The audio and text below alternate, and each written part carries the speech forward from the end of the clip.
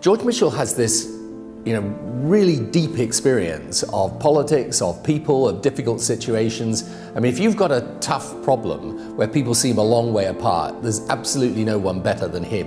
When you list the people of fundamental importance to peace in Northern Ireland, George Mitchell stands out. When we came into government in 1997, there was no peace process to speak of because it had been blown off the rails by the Canary Wharf bomb. The violence was back. The IRA were in full war zone again. But then on the 20th of July, the IRA announced a ceasefire. So it meant that we were technically back in business. During critical periods of the process, some very important people became involved, not least whenever President Clinton decided that George would be the person to chair the peace talks in the north of Ireland. Like all things in Northern Ireland at the time, he wasn't accepted by some sides. When he did take the chair, they tended to look at the roof rather than look at him. And he was dealing with people who had been involved and engaged in violence, the paramilitary groups, the political groups. So it wasn't an easy mindset to try and pull together, but we were lucky that George Mitchell was there.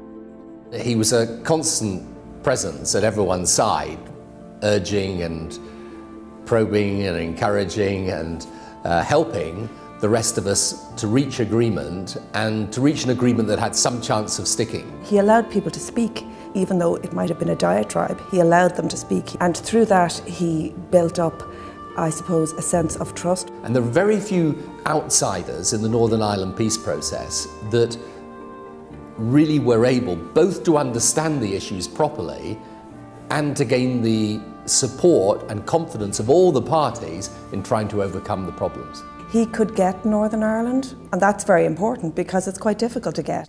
I remember on one occasion when George had left the talks at Castle Buildings on a Friday evening, flew back to Washington, and then arrived back into Belfast on the Sunday evening to meet with us again on Monday.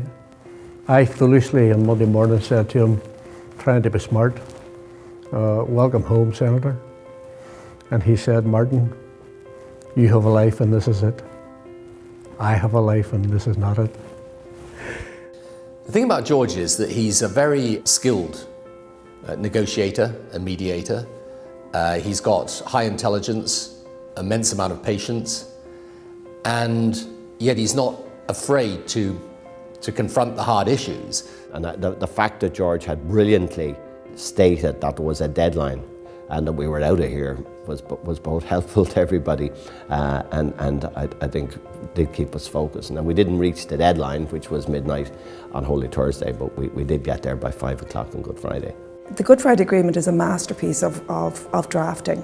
It had to be to take into account the diversity of people who had to be satisfied, sufficiently satisfied. As George would say, there had to be parity of pain and parity of gain for everybody to make it an acceptable deal. When we broke up on the 10th of April 1998, we didn't complete the agreement until May 2007. And George Mitchell maintained his interest, and then several times when we needed him, returns to play a part during that 9 years. There aren't words adequate enough to articulate my incredible admiration for Senator Mitchell, but he is an absolutely wonderful human being. George Mitchell is a very kind and caring person. I think he's a person who you make a friend with, you have a friend for life.